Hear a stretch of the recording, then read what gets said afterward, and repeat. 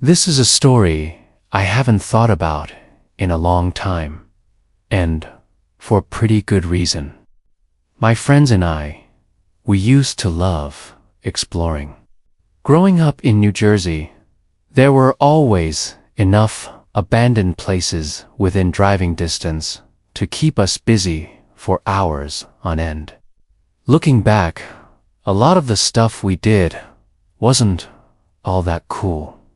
You know, just decaying buildings, empty warehouses, that sort of thing. But every now and then, we'd stumble across something a little more interesting. One place that had been on our radar for a while was an abandoned middle school about a 30-minute drive away. I'm not going to say the name here for privacy.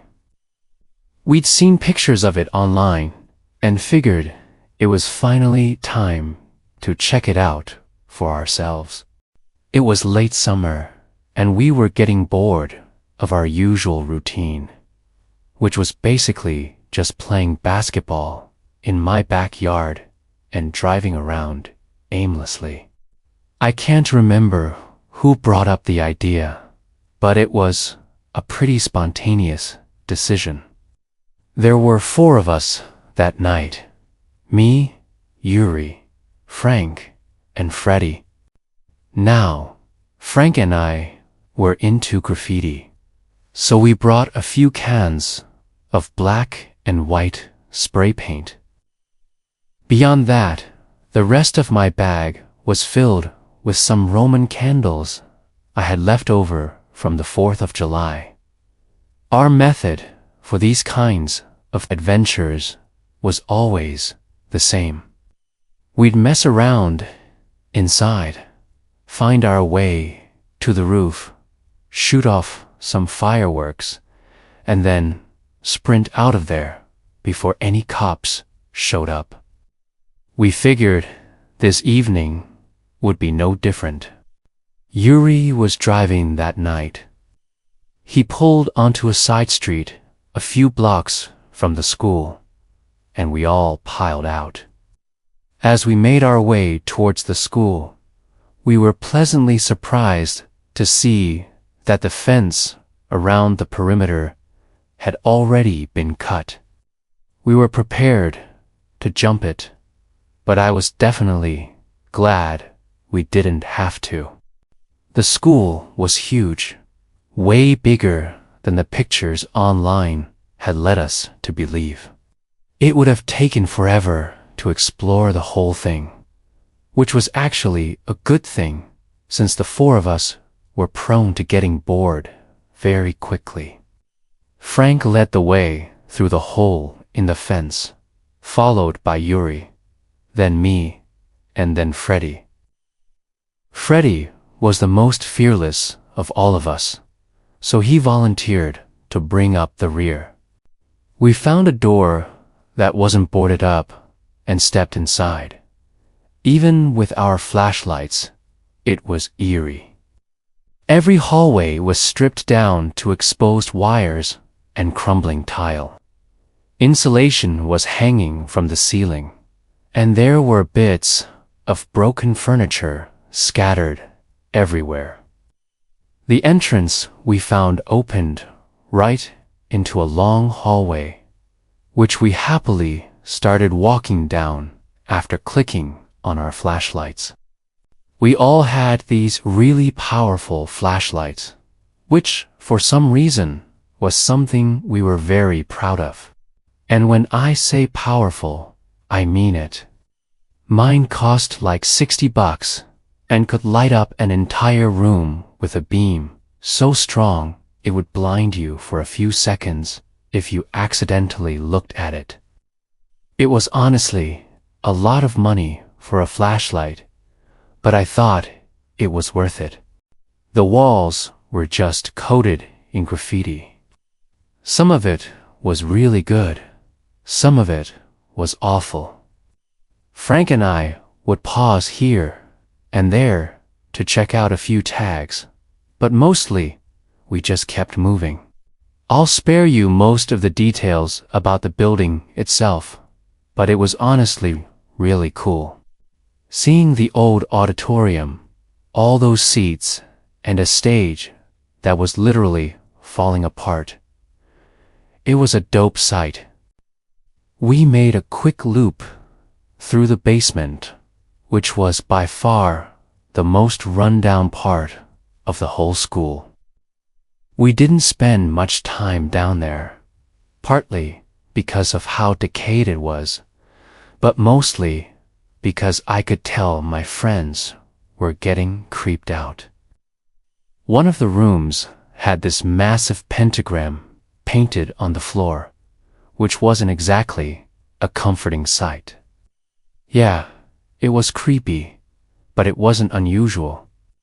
Anyone who's done urban exploring knows these things pop up everywhere.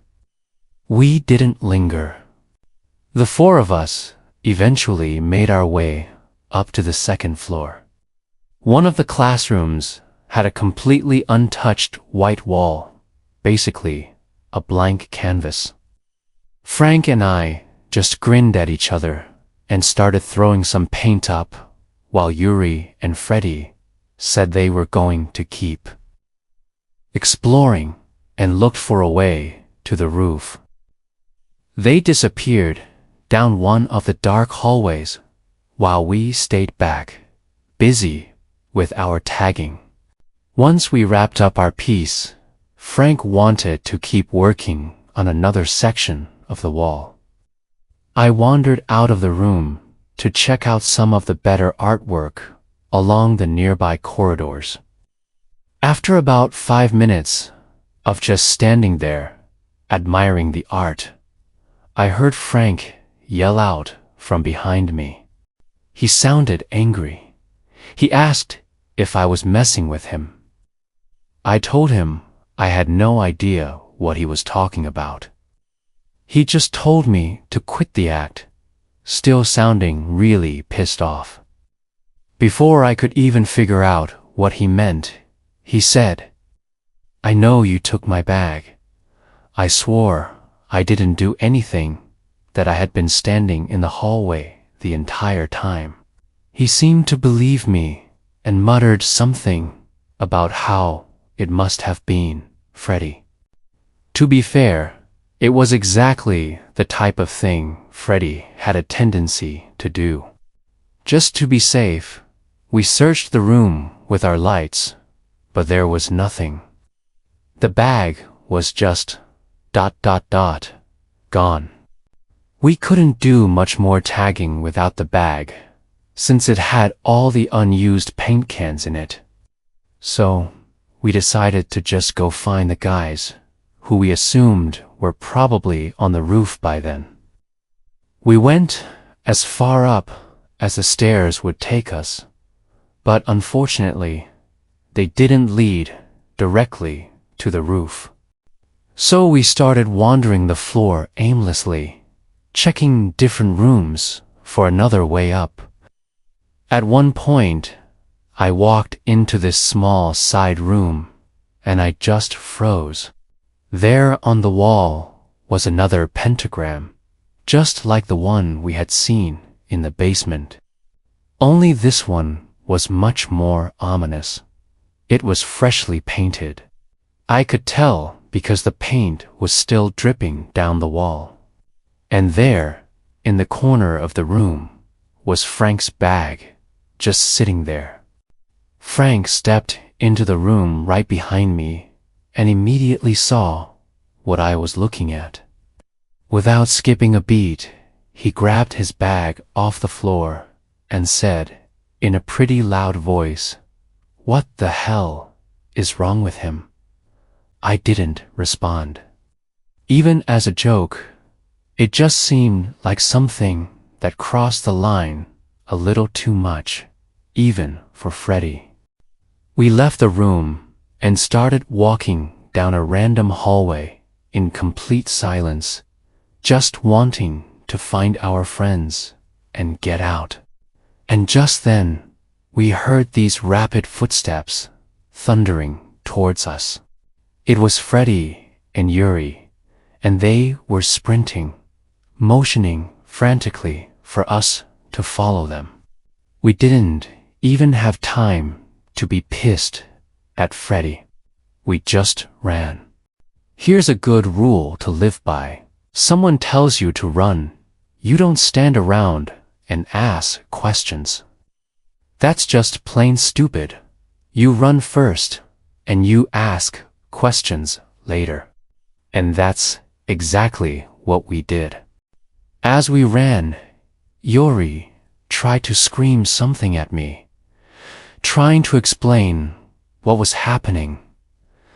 But I couldn't make out a single word over the chaos. All I knew was that we were running from someone, or some asterisk thing. Asterisk. The four of us scrambled through the dark, trying to find our way back to the exit. But this place was a literal maze, a concrete labyrinth designed to trap us.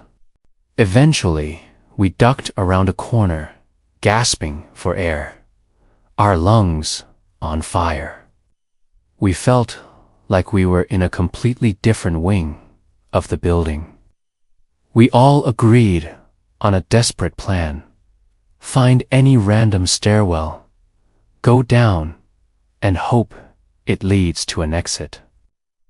The echoing footsteps seemed to have faded, so we decided to move slowly, as quietly as humanly possible. Every shadow a potential threat. We found a stairwell and descended into the deeper darkness, going down what felt like a couple of floors. When we hit what we prayed was the ground floor, we stepped into the hallway, a wave of relief washing over us. We thought we were in the clear, and that's when we heard it. A sharp, steady hissing sound slicing through the silence from somewhere up ahead. It was a bizarre noise, almost like someone trying to perfectly imitate a cat, but wrong, somehow unnatural. We froze, all four of us, statues in the gloom, hoping, praying that whatever made that sound hadn't noticed us. We started to back away, step by agonizingly slow step, when a deep, gravelly voice cut through the darkness. It said, word for word, "I should have cut you when I had the chance." We didn't wait to hear another word. We just ran. Pure, unadulterated terror took over, and our legs moved on their own. This time, it was different. I could clearly hear them behind us. Several sets of heavy footsteps pounding on the concrete, gaining on us. They were yelling, shouting the most obscene, horrific things. They screamed about how they were going to kill us, how they had all the exits covered, how we were never getting out. My heart was trying to beat its way out of my chest. It was, without a doubt, the single most terrifying moment of my entire life. I was convinced we were done for, that our only option was to run back upstairs and try to hide, to wait for the inevitable. But then, somehow, through the panic, Yuri veered left, taking a sharp turn down a corridor I didn't recognize. And then we saw it. Up ahead, a faint rectangle of lesser darkness. The door. The original door we'd come through. We didn't slow down. We didn't look back. We burst through that door and kept running, our feet pounding the dirt outside. We scrambled through the fence and didn't stop until we collapsed into the safety of Yuri's car, slamming and locking the doors. Yuri slammed the gas pedal and the tires squealed as we peeled away. We all instinctively looked back at the imposing silhouette of the school, but it was just a black shape against a black sky. We weren't sticking around to get a better look. As the building shrank in the rearview mirror, Freddie, still catching his breath, told us what had happened to them. He said, after they couldn't find a way to the roof, they came down a floor to look for us.